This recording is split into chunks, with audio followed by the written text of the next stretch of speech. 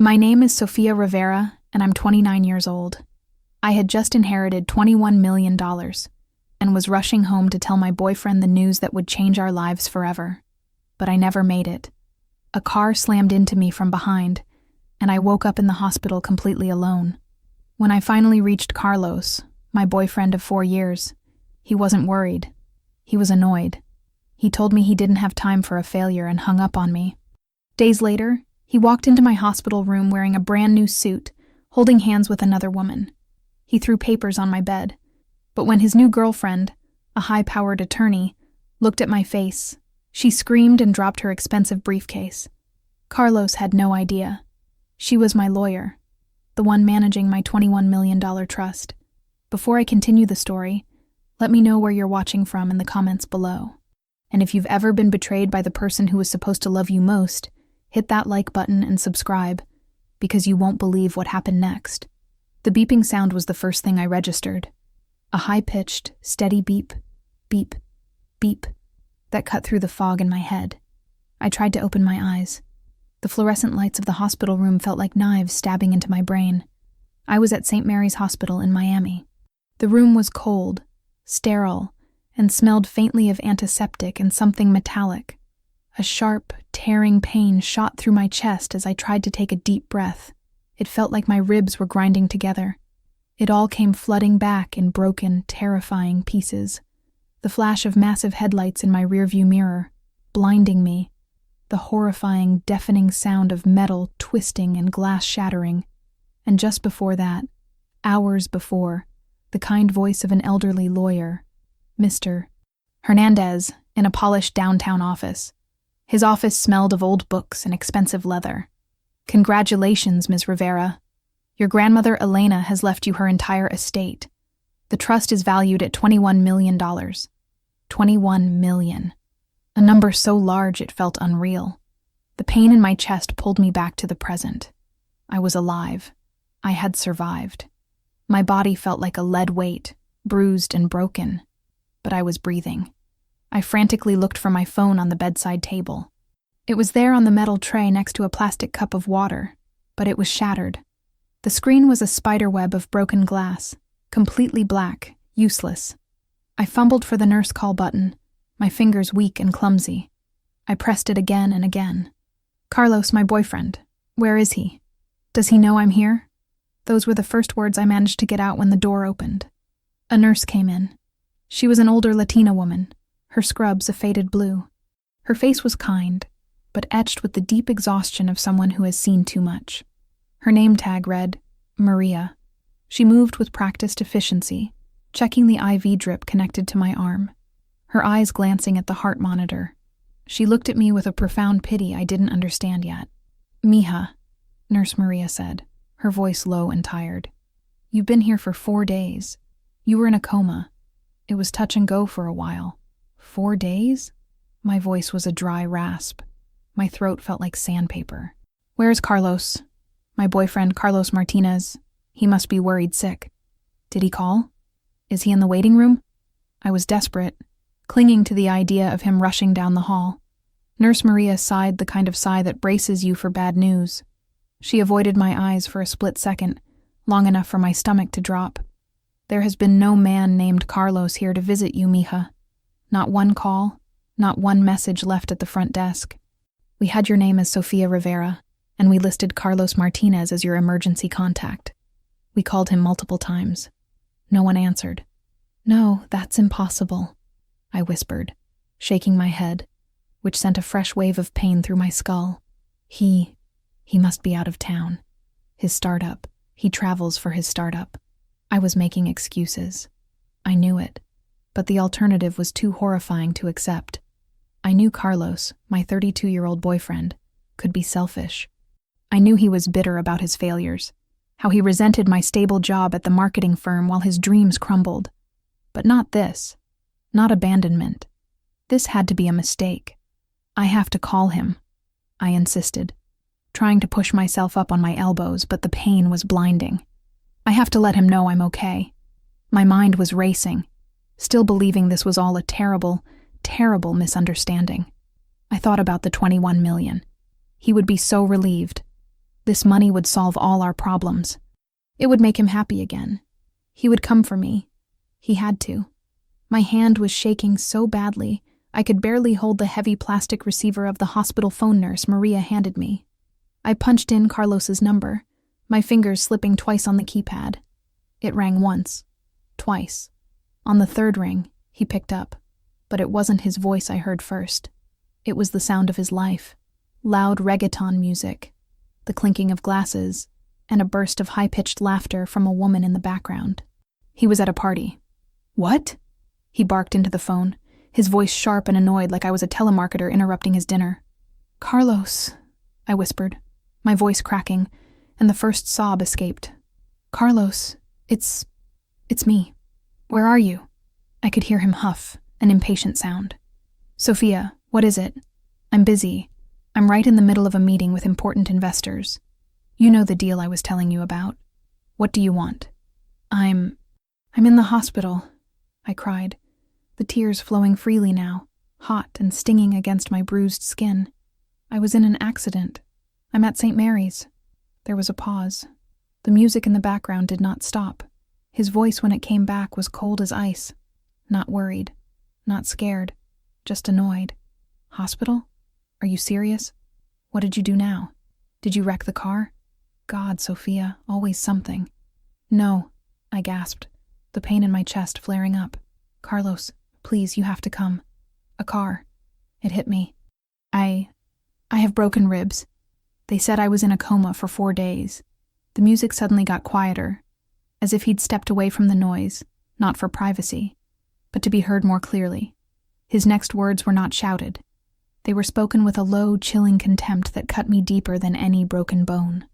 "Listen, Sophia," he said, his voice flat. "I am tired of you.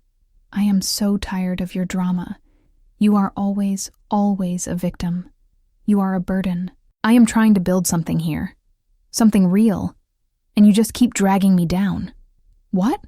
What are you talking about?" I whispered, confused. "I don't have the time," he snapped. "And I don't have the money to run around after a loser. Do you understand me? A loser. You're on your own. Take care of yourself." Then the click. He was gone. The dial tone buzzed in my ear, loud and mocking in the quiet hospital room. I slowly placed the receiver back on the hook. My hand was perfectly steady now. The tears stopped. A loser. I stared at the blank beige wall. The word echoed, loser. For 4 years I had supported his so-called startup. 4 years of my paycheck from the marketing job he despised. The job that paid our rent, our bills, our car insurance. The job that funded his life. I paid for the expensive suits he wore to network. I paid for the credit cards he maxed out on business dinners. I was the one who ate leftovers for lunch so he could take potential investors out for steak. For 4 years, I had been his rock, his support, the person who told him he was brilliant when the world told him he was failing. And now, lying in a hospital bed, broken and alone, I was the loser. The betrayal was so absolute, so pure, it felt like a physical thing. It was a cold, hard stone settling in my stomach, heavier and more painful than any injury from the crash. He hadn't just abandoned me. He had despised me all along. I was still staring at the phone when Nurse Maria came back in. She was carrying a small tray with a cup of water and some pills. She must have seen the look on my face. The tears were gone. The shock had frozen them. I just felt cold. She put the tray down on the rolling table, her movement slow and deliberate. "He said that to you, didn't he, mija?" Her voice was soft, but there was a hard edge to it, an anger that was not directed at me. "Called you a loser?"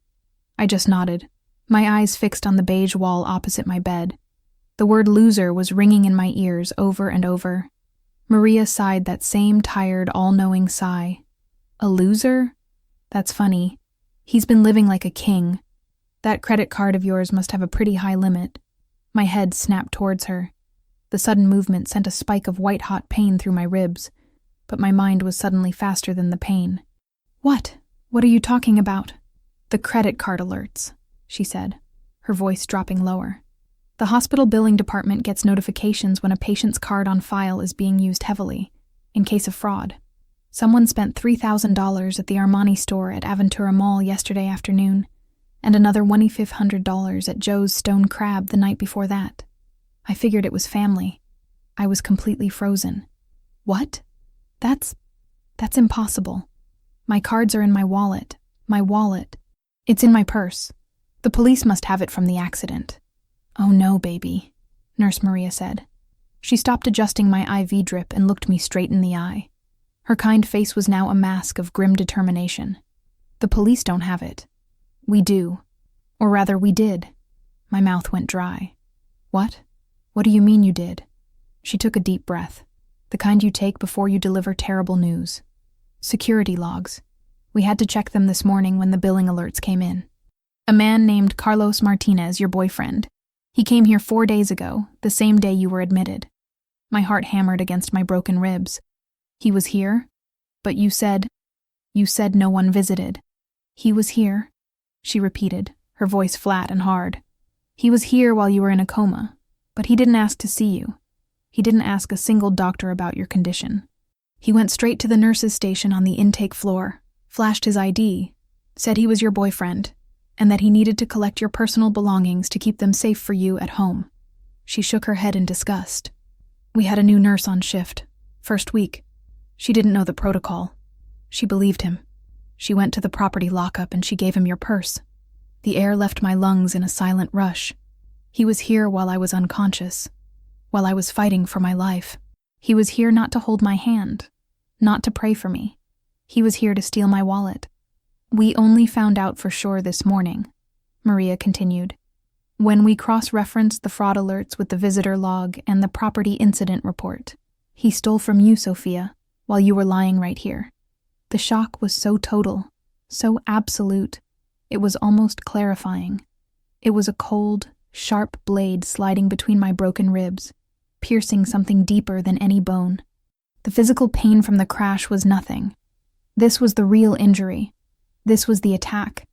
The man I had loved, the man I had supported, had picked my pocket while I was dying. I stopped crying. It wasn't a decision. The tears just stopped, as if the faucet had been violently shut off.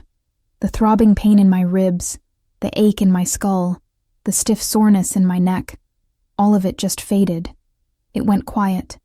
It was replaced by a profound, sharp, and terrifyingly clear emptiness. It was a cold so deep it burned. He was here. That one fact echoed in the silence of my mind. He was here in this hospital 4 days ago. He knew I was unconscious.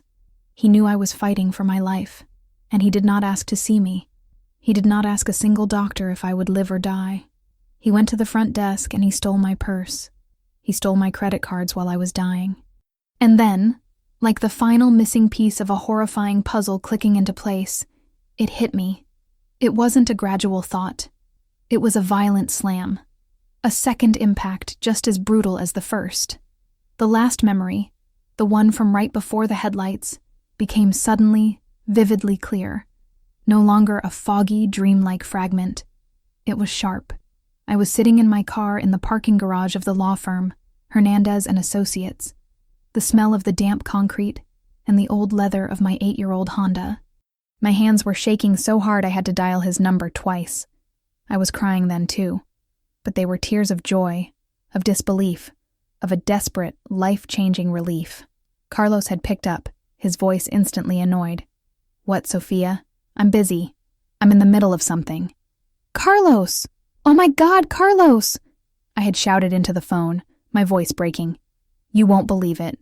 You will not believe what just happened. Grandma Elena, she left it all to me. There was a pause. I heard him huff. What are you talking about? He had snapped. Left you what? Her collection of old jewelry? Her dusty books? No, Carlos.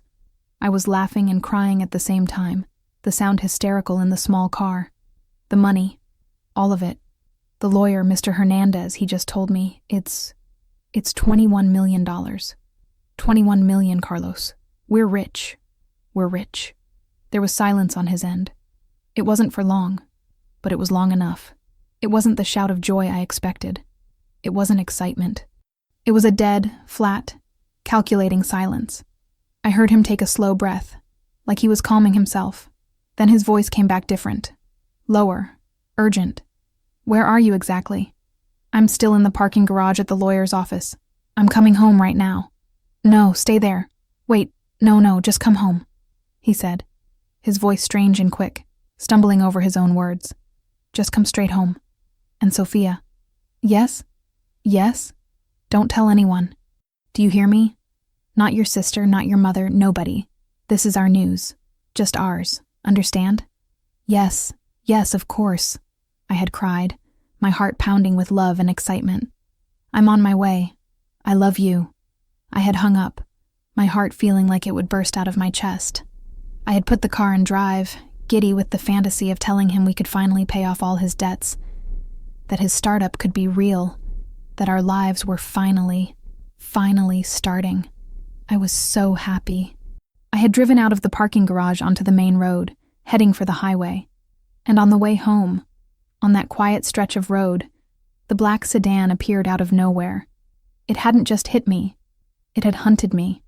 I remembered it now, crossing 2 lanes. I remembered it aiming for my door.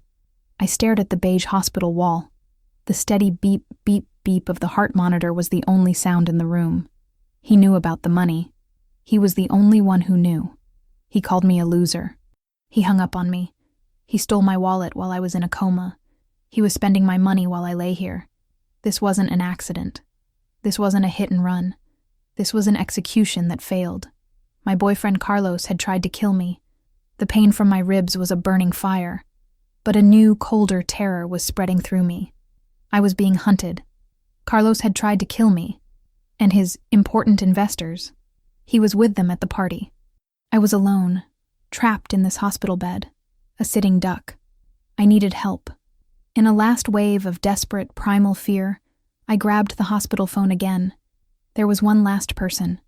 My sister Anna. Maybe she didn't know. Maybe she would believe me. My fingers trembled as I dialed her number from memory. Sister Anna, I choked out when she answered. The tears I thought had dried up were streaming down my face again, hot and panicked. Please, you have to help me. I'm at St. Mary's. I was in a crash. A car hit me. I paused, sucking in a painful breath, and then I said the words out loud for the first time. Carlos. He was here. He stole my wallet while I was in a coma. And oh God, Anna, I think he tried to kill me. The line was silent. Not the shocked silence I had hoped for. It was a heavy, annoyed silence. Sophia. Her voice when it came was not soft. It was high-pitched, sharp, and dripping with impatience. It was the voice she always used when I was in embarrassment. What in the world are you talking about? Tried to kill you? She snapped. Are you drunk? What kind of nonsense are you trying to pull right now? No, I'm in the hospital. I'm hurt. Please, you have to listen. I don't have time for this, Sophia. She cut me off. Do you have any idea what day it is? It's Saturday. Miguel's parents are here. His boss is here. We are in the middle of a very important dinner for Miguel's promotion, and you are calling me with this drama. My mind went blank. A dinner? She was worried about a dinner. But Anna, he's spending my money. He's at a party. Of course he's at a party, you idiot. She laughed. A short, cruel sound. He's here. He's in the backyard with Miguel right now. I couldn't breathe. He was there. He was at her house with her husband while I was in a hospital bed. Carlos is at your house? I whispered, the cold terror now complete. Yes. He's right outside. Anna's voice was rising in frustration. My husband Miguel is finally helping Carlos get back on his feet. He's introducing him to his partners, helping him get funding for an important new deal. And you have the nerve to call here crying and accusing him of trying to kill you. You are unbelievable. You're just like you've always been. Jealous and dramatic. Jealous? I was stunned. Yes, jealous. You're jealous that I married a successful man, she spat. You're jealous that Miguel is willing to help your deadbeat boyfriend when you couldn't. You just had to call and try to ruin it, didn't you? You're trying to make me look bad in front of Miguel's family. Anna, no, I pleaded. He stole from me. I don't want to hear another word, Sophia. You are embarrassing me. You are embarrassing this family. Get yourself together. Take an Uber and go home. And do not call this house again." The line went dead. She hung up on me. I sat there, the phone buzzing in my hand, the sound of the dial tone screaming in my ear. He was there. They were all together. My sister, my brother-in-law Miguel, and my boyfriend Carlos. They were at a dinner, laughing, making deals, while spending my money. After trying to kill me, I slowly placed the phone back on the hook. The realization was absolute. I had no family. They were all in on it. Or worse, they simply didn't care. My life was less important than their connection to Miguel's money, Miguel's prestigious firm, and the social status they craved.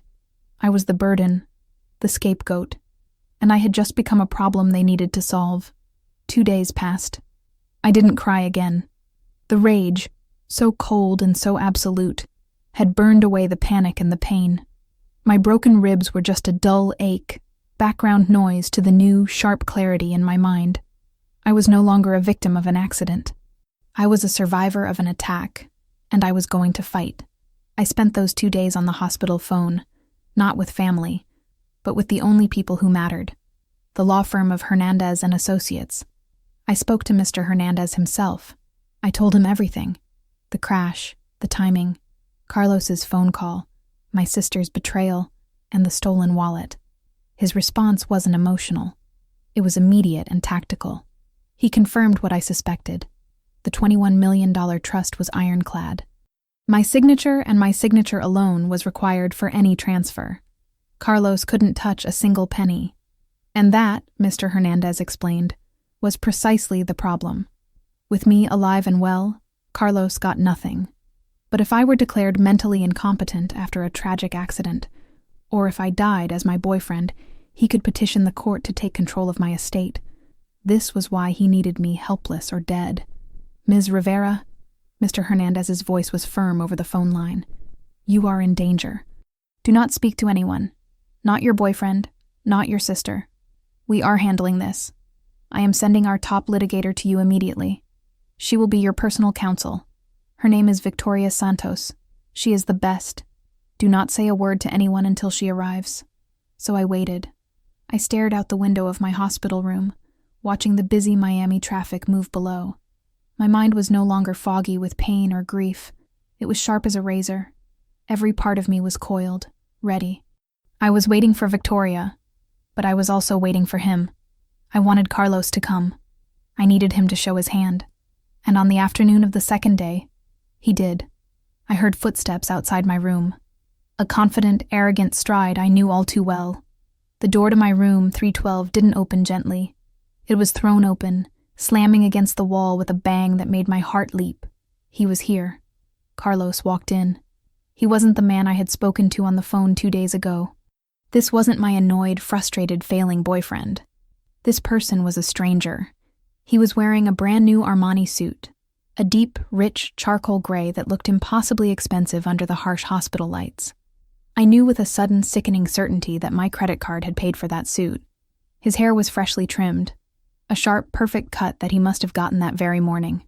He was smiling. It wasn't a warm smile. It was a cold, sharp, victorious smirk that made my skin crawl. It was the smile of a predator that had finally cornered its prey. But he wasn't alone. He stepped aside, holding the door open like he was a perfect gentleman. A woman walked in after him. She was, I realized with a jolt of pure intimidation, the most powerful-looking woman I had ever seen. She was Latina, tall, and impossibly elegant. She wore a cream-colored, structured designer suit that I was sure cost more than my entire year's salary. Her heels clicked with sharp, loud authority on the linoleum floor. In one hand, she carried a dark, glistening Prada briefcase. Her hair was pulled back into a severe, perfect bun, and her makeup was flawless. She radiated a level of wealth and power I had only seen in movies. My stomach dropped into a cold, dark pit. Victoria Santos. It had to be. This was the name Mr. E. Hernandez had given me. This was the top litigator, the best lawyer from his firm, the one who was supposed to be coming here to protect me. But she wasn't here to protect me. She was walking in, her arm linked with my boyfriend's. She looked at Carlos with a fond, indulgent smile, and then her eyes moved to me. Her gaze swept over my body lying in the cheap, starched, pale blue hospital gown. She took in my unwashed, matted hair. She saw the ugly purple and yellow bruises on my arms, the IV tube taped to my hand. Her expression, which had been so warm for Carlos, instantly froze. She looked at me with a bored, clinical disdain. It was the look of someone who was about to step on an insect and was annoyed that it would dirty her shoe. "Oh, look at that." Carlos's voice boomed into the room. It was jovial, loud, like he was greeting an old friend at a crowded party. "It's still alive," he chuckled, a deep, ugly sound that rattled in his chest. "I have to be honest.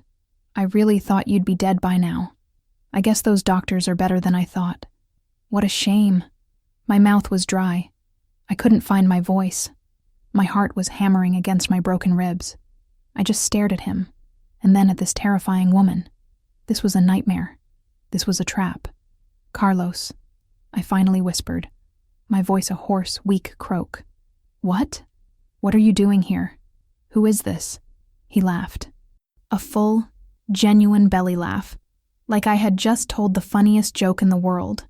He walked right past my bed and stood next to Victoria, sliding a possessive, smooth arm around her tiny waist.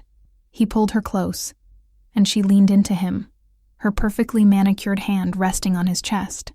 He leaned down and kissed her, a long, wet, proprietary kiss on the cheek. "Sophia, I'm hurt," he said, pouting in fake sympathy. "Is that any way to greet your boyfriend and your replacement?" He gestured to the woman beside him, his smile widening to show all his teeth.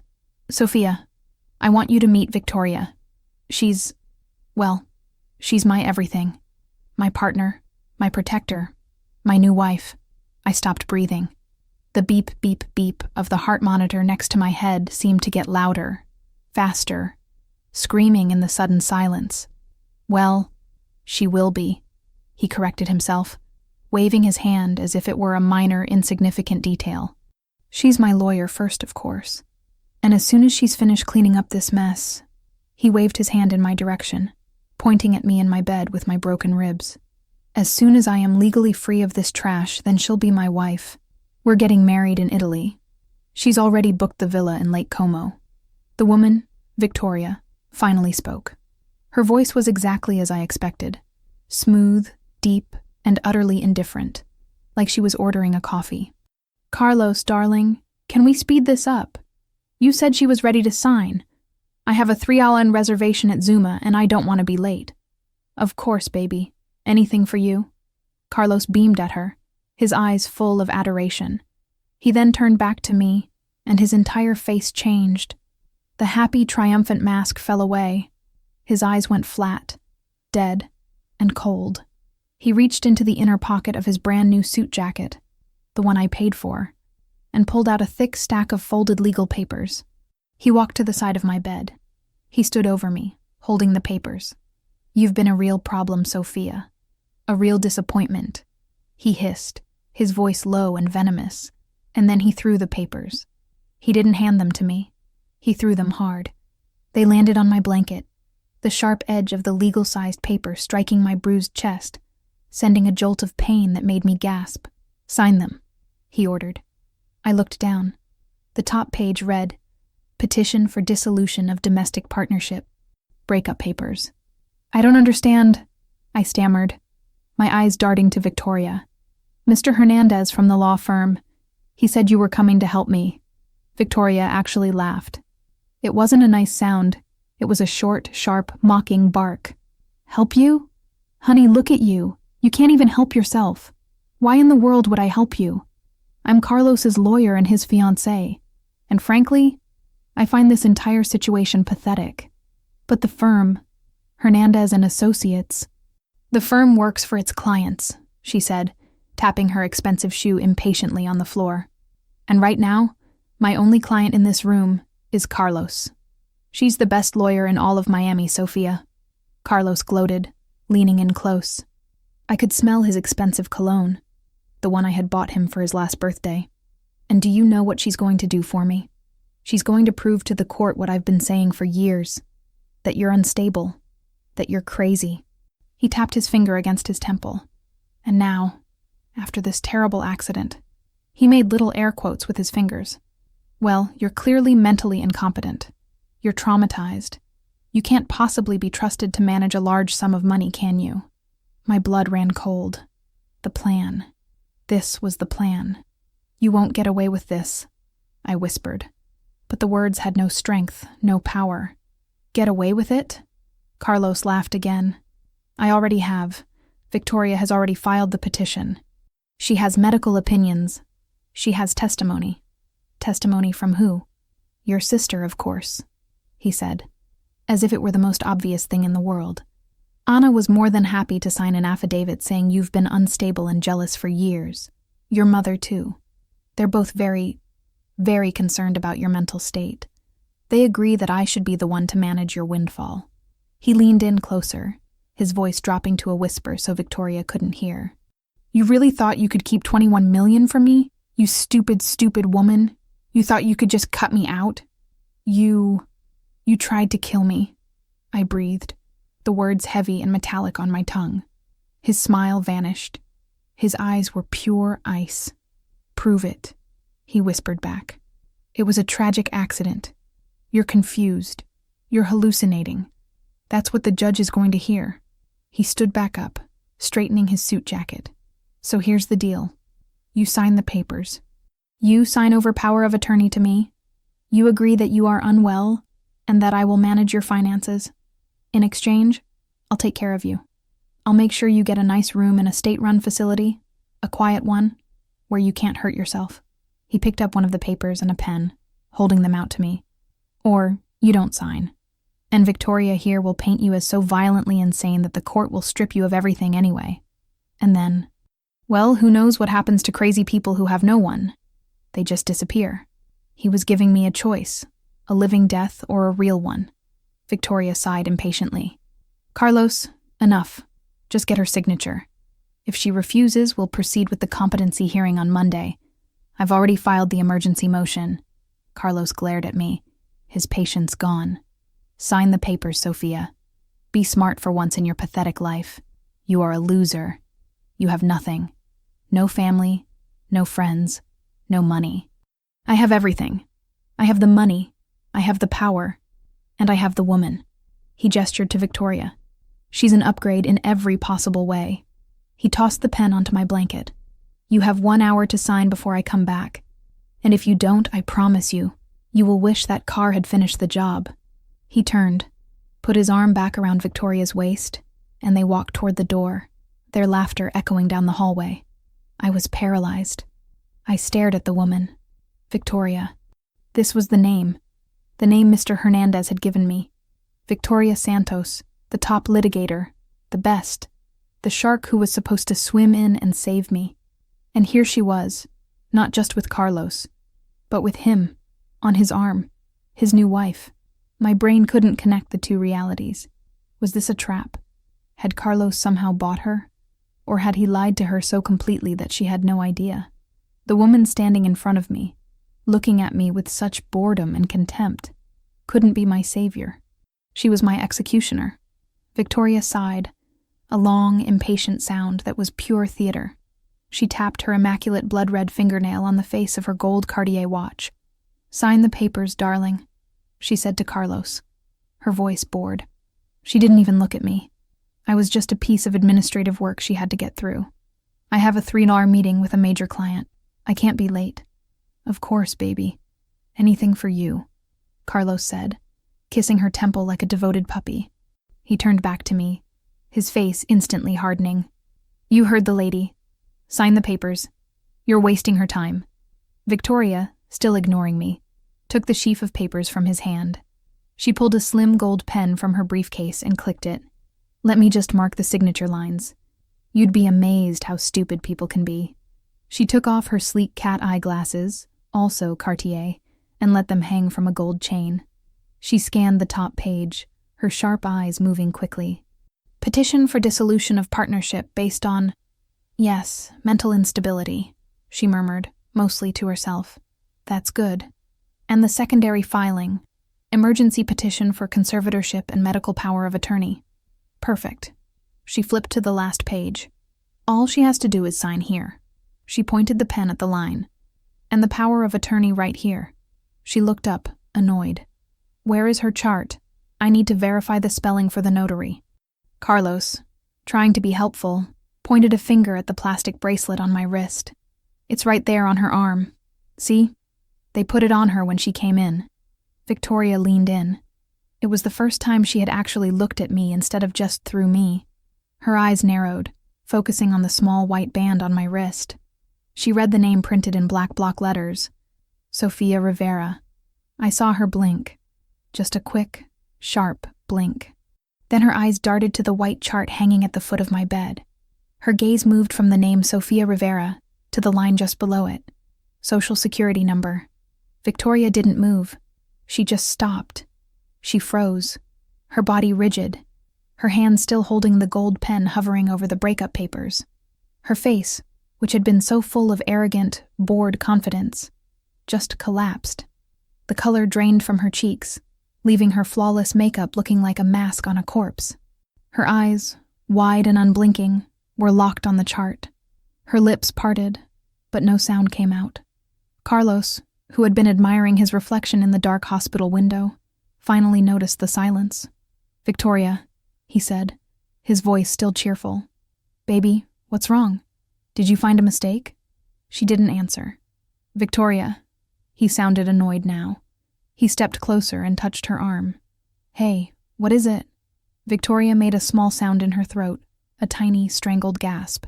She took one slow, stiff step backward, away from the bed, away from me, then another step. Her hand, the one holding her $1,000 pen, started to shake. The other hand, the one holding her Prada briefcase, went limp. The briefcase, full of papers, a laptop, and probably a small fortune in leather goods, slipped from her fingers. It hit the linoleum floor with a heavy, sickening thud. The contents spilled out. Papers scattered. A compact went skittering under the bed. She didn't even notice. She just stared at me, her face a mask of pure, unadulterated, career-ending horror.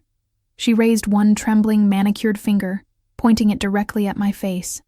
"Oh my God!" she screamed. It wasn't a small sound. It was a raw, primal, terrified scream that echoed out of the room and down the hospital corridor. It was the sound of a person who had just seen a ghost. Or worse, just realized they had made a mistake that was going to cost them everything. Carlos jumped back, genuinely startled. What? What is it? Jesus, Victoria, you scared me. Is she contagious? What's wrong with her? Victoria whipped her head around to face him. Her eyes were blazing, wild with a panic I had never seen in anyone. You! She shrieked, her voice cracking. You lying, stupid son of a... She turned back to me, her whole body shaking. She looked frantic, desperate, as if I was the one with the power. You are Sofia Rivera, she stammered, pointing at the chart, then at my face. The Elena Trust, the $21 million file. You are my client. The silence that followed was absolute. It was deafening. The only sound was the beep, beep, beep of my heart monitor, which was suddenly racing.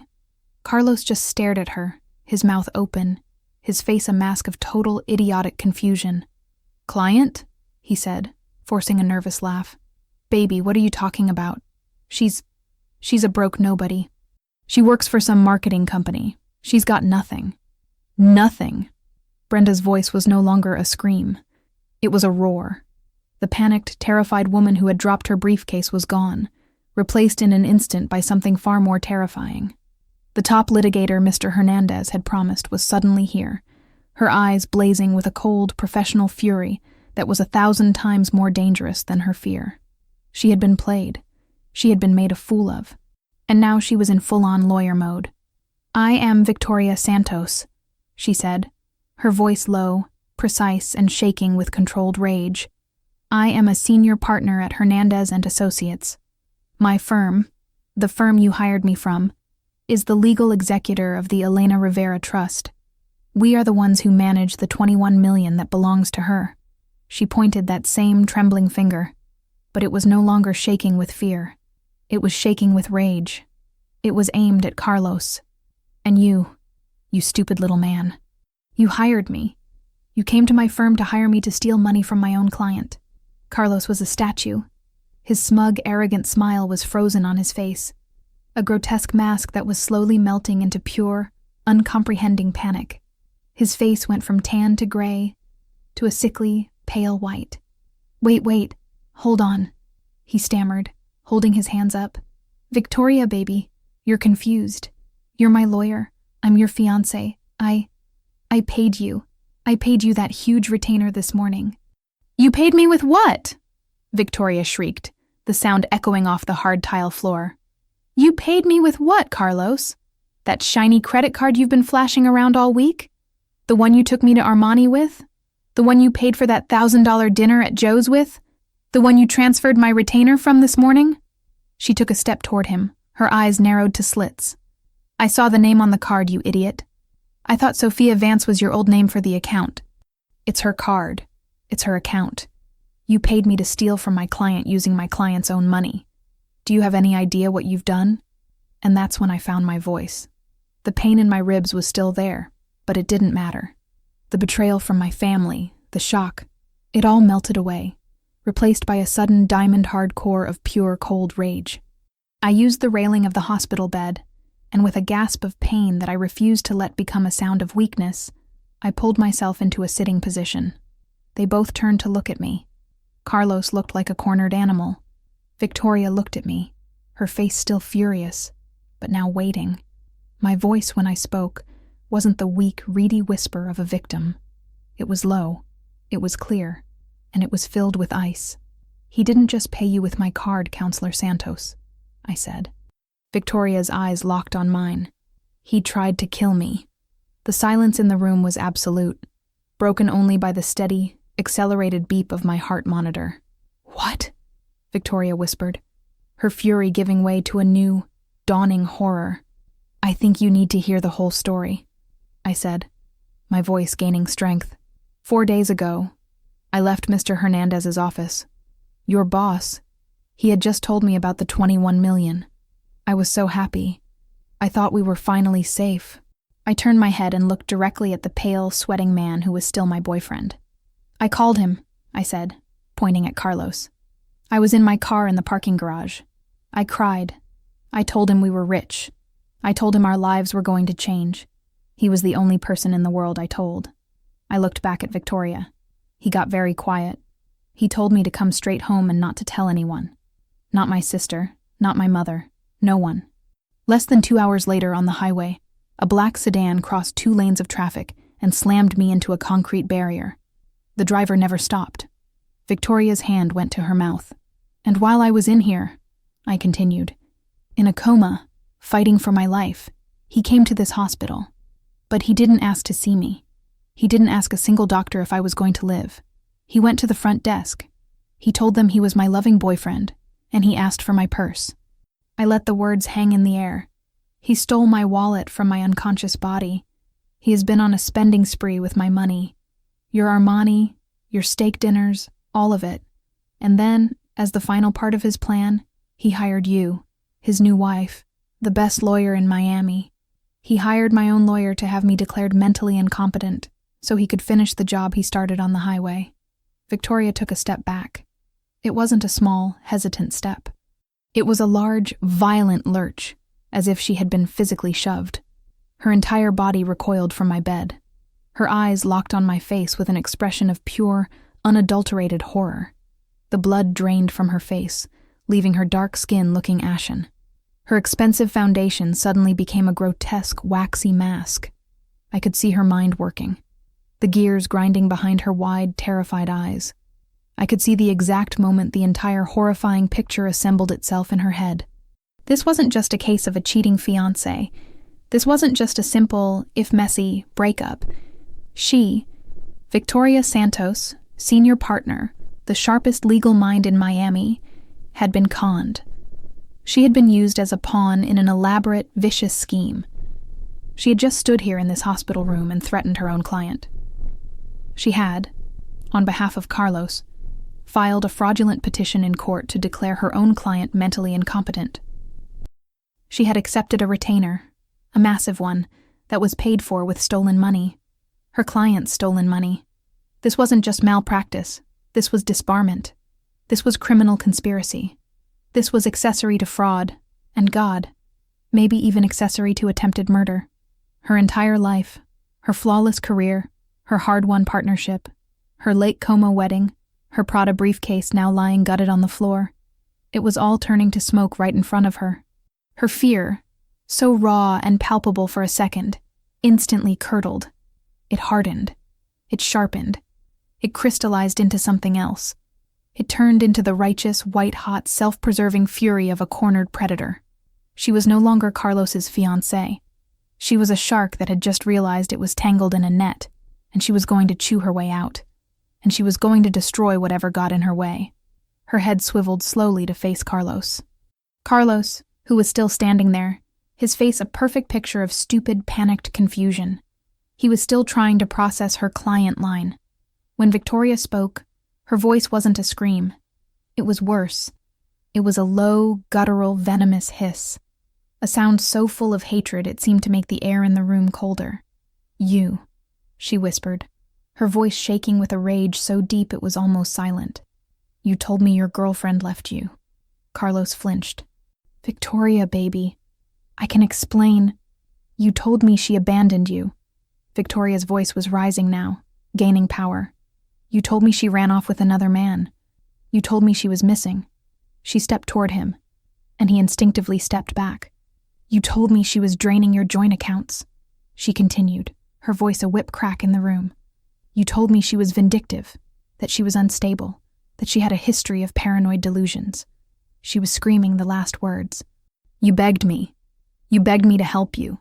You said you needed to protect your assets from your crazy missing girlfriend. You sat in my office. You held my hand and you cried. You cried, you pathetic, lying worm. You used me. No, baby, she's..." Carlos was in full-blown panic. He looked from Victoria's furious, contorted face back to me, sitting up in the bed, watching. He saw no allies. He saw no escape. He saw the end of his entire plan. His new suit, his new woman, his new life, it was all gone. He was trapped. And like any trapped animal, he turned vicious. "She's lying," he roared, his face turning a deep, blotchy red. "It's her. She's the one. She's twisting everything. She's ganging up on me. She's trying to trap me." He was desperate. He had no charm left, no logical way out. His entire future was sitting in that bed, a living, breathing, talking witness to his crimes. He had one last, primal move. Silence the witness. "You shut up," he bellowed, his eyes bulging. He lunged. He didn't lunge at Victoria. He lunged at me. His hands were out, clawed, aimed for my throat. He crossed the 2 feet between us in an instant. His body was a mass of raw, desperate violence. I didn't even have time to scream. But Victoria did. "Security!" she shrieked, her voice a piercing alarm. The door to my room didn't just open. It exploded inward, slamming against the wall so hard the frame shook. It wasn't just Nurse Maria. Nurse Maria was there, her hand out, pointing. "In here." And behind her were 2 men. They weren't hospital orderlies in scrubs. They were massive. They were professionals.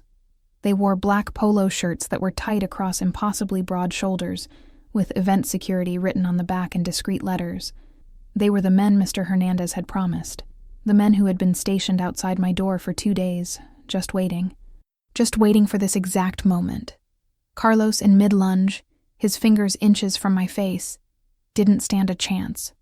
The first guard moved with a speed that was terrifying for a man his size. He didn't try to grab Carlos. He tackled him. He hit him low, a solid blur of muscle driving his shoulder into Carlos's stomach. The force of the impact lifted my boyfriend off his feet, driving him sideways, away from my bed, away from me. Carlos let out a grunt of pure surprise as the air was forced from his lungs.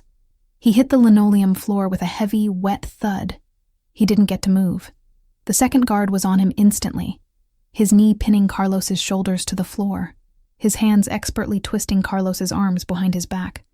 "Do not move," the guard roared. Carlos fought. He cursed. He was screaming, bucking. His expensive Armani suit was ripping at the shoulder seam, but it was useless. He was like a child fighting two grizzly bears. He was pinned. His face, twisted in a mask of pure, impotent rage, was pressed against the dirty hospital floor. The entire thing, from his lunge to his capture, had taken less than 3 seconds. I sat there, my heart hammering, my hand at my own throat. Victoria stood, panting, her chest heaving, her hands fisted at her sides. She looked at Carlos, pinned and defeated on the floor, and then she looked at me. Her expression was no longer just fury. It was a complex, dawning realization. I wasn't just her client. I was her only way out. The 2 security guards were professionals. They had Carlos pinned with brutal, practiced efficiency. His arms were wrenched behind his back, his expensive suit jacket bunched up around his shoulders, his face pressed hard against the cheap, beige linoleum floor. The man who had walked in like a king, all arrogance and power, was now just a pathetic, writhing animal, grunting and cursing into the dust. "Let me go," he screamed, his voice muffled by the floor. He tried to buck, to twist, but the guard's knee was planted firmly in the center of his back. "Get off of me. You can't do this. She's lying. She's crazy. I'm her boyfriend." I looked at him, truly looked at him for the first time. Not as the man I loved or the man I feared, but as a thing, a trapped, desperate thing. The coldness in my chest was so complete it was almost peaceful. "Not anymore," I said.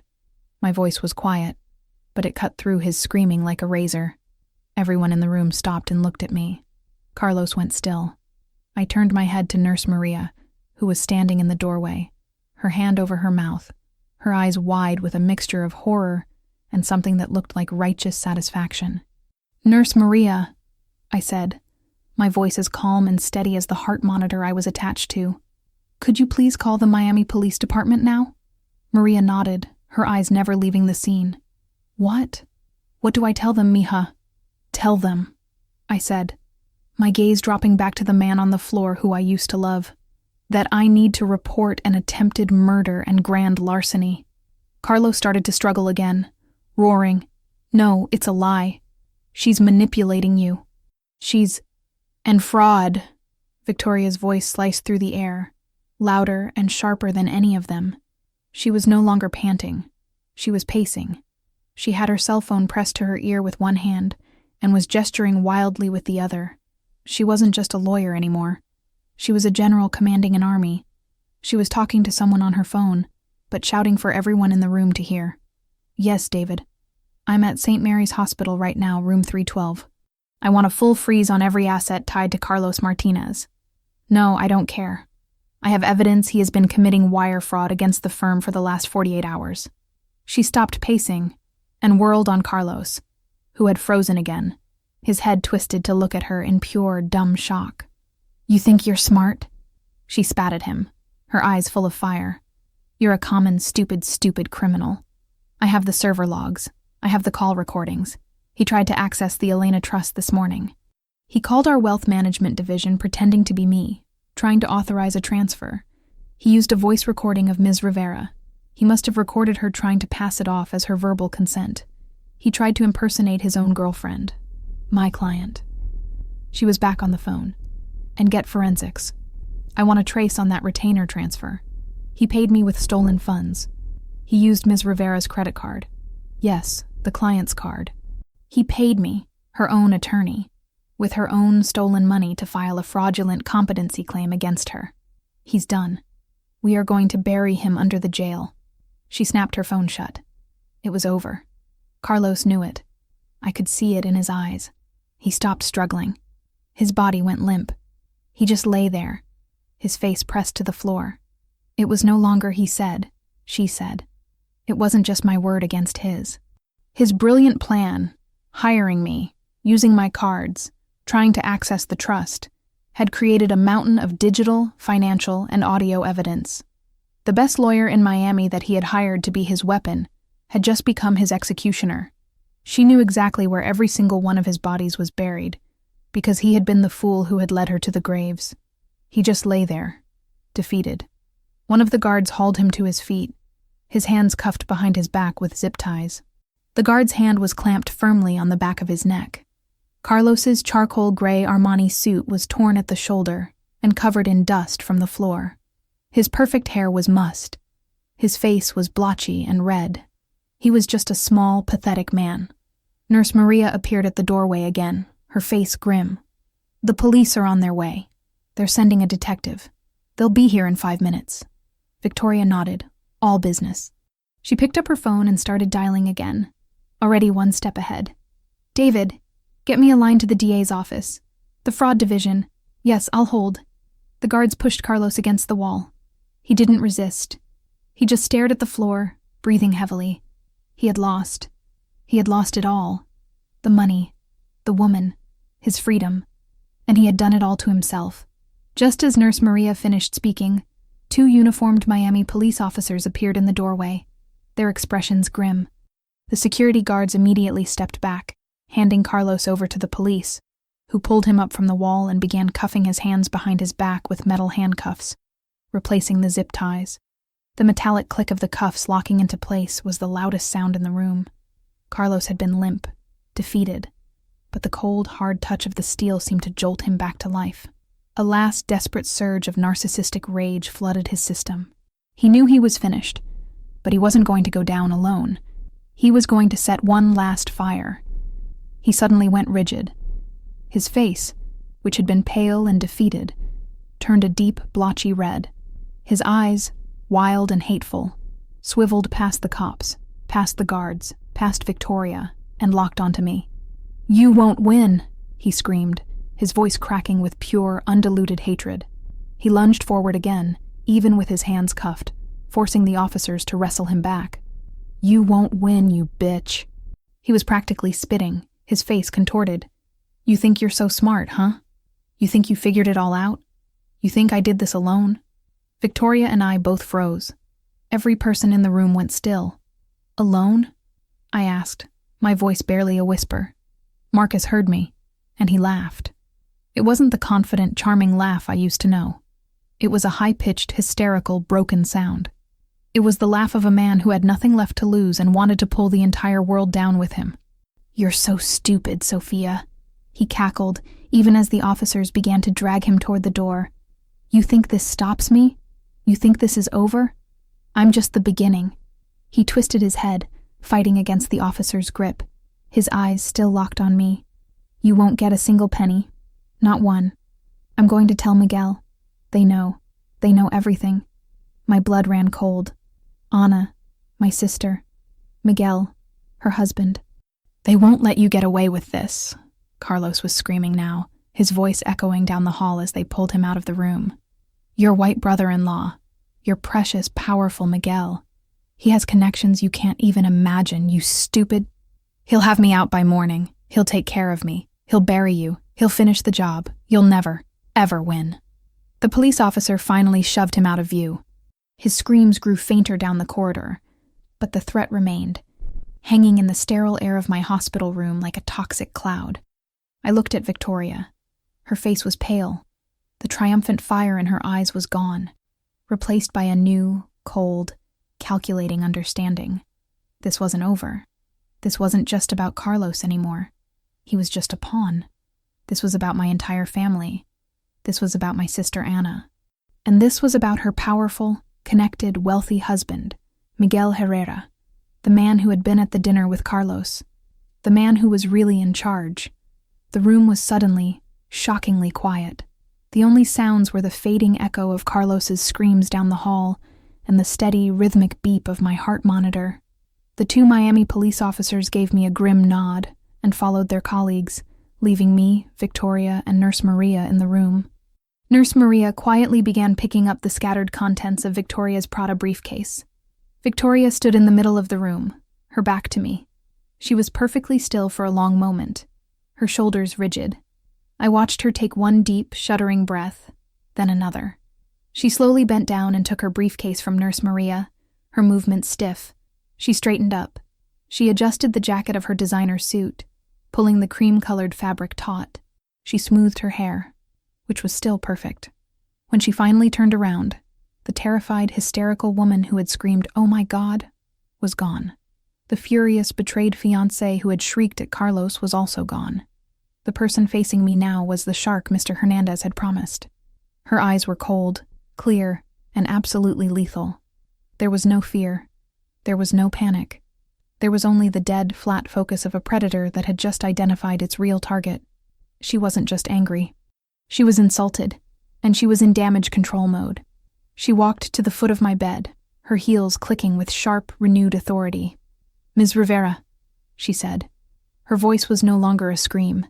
It was a low, precise, and dangerous instrument.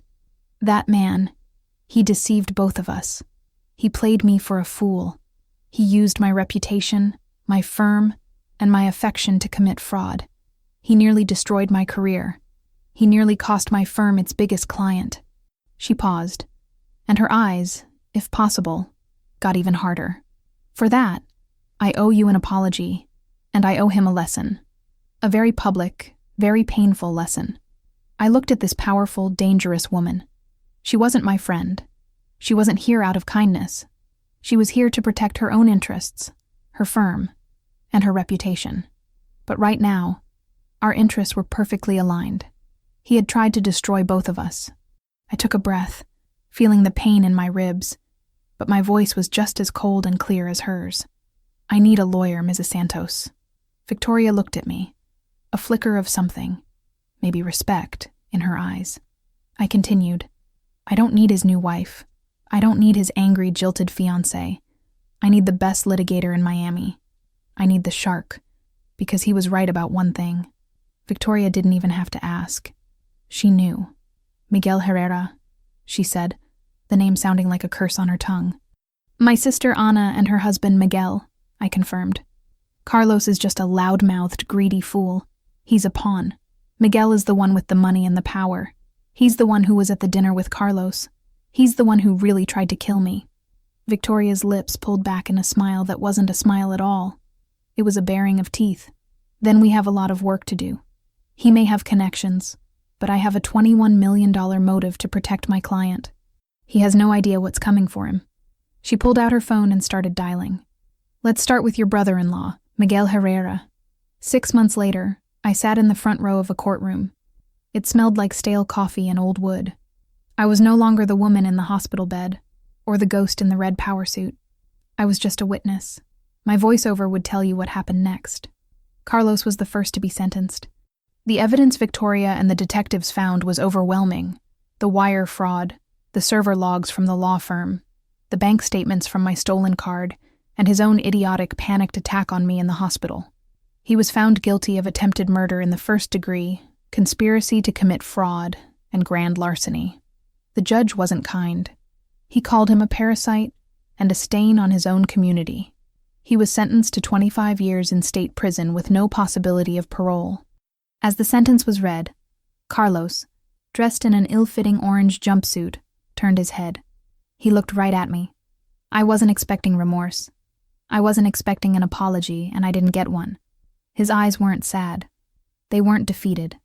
They were full of a burning, toxic hatred. He wasn't sorry for what he did. He was just furious that I had lived. Then came Miguel. My brother-in-law, Miguel Herrera, the king of our family, did what all cowards with money do. He tried to make a deal to save himself. He confessed to everything. He admitted to funding the entire scheme. He admitted to conspiracy.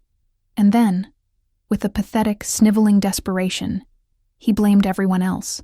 He told the court that he was manipulated, that he was pressured, that he wasn't in his right mind, and he pointed his finger directly at my sister. He told the court that Ana was the true mastermind, that she was the one consumed with jealousy, that she was the one who pushed him, who gave him the idea, who said I deserved it. The judge didn't buy all of it, but the confession got him a reduced sentence. Not freedom, but a deal. Miguel Herrera, the man with connections, was sentenced to 15 years for conspiracy to commit murder. But the real payoff came from his family. His wealthy family, who had been sitting in the courtroom looking horrified, didn't wait for the appeal. They disowned her. Not him. They disowned Ana, the Latina woman who, in their eyes, had corrupted their son, who had brought this shame and scandal to their good name. They cut her off completely and immediately. She lost her house. She lost her status. She lost her money. And she lost her husband. She was convicted as an accomplice and received 10 years. She lost everything. And my mother, Patricia Rivera, she sat in the back of the courtroom, alone. She had lost both of her golden children, her perfect, successful daughter and her brilliant, connected son-in-law, all gone.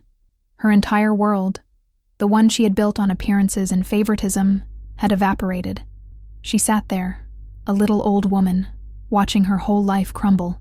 She has called me hundreds of times. She leaves long, rambling, weeping messages. Sometimes she's angry. Sometimes she's begging. Sometimes she's just crying. I have never answered. I have not answered a single one. Here is the lesson I learned from this entire nightmare. My story shows that sometimes the people who are supposed to be your greatest protectors are actually your most dangerous predators. Money, especially a large amount like 21 million, doesn't change people. It simply reveals who they truly were all along. It acts like a spotlight, illuminating the greed, jealousy, and cruelty that were hiding in the shadows of family. They called me a loser, but my worth was never defined by their validation. The ultimate justice wasn't just watching them get arrested. It was realizing I had survived, and that my new life would be built on my own strength, far from their poison. Have you ever had a family member try to convince you or others that you were the unstable one? I would love to read your story in the comments below.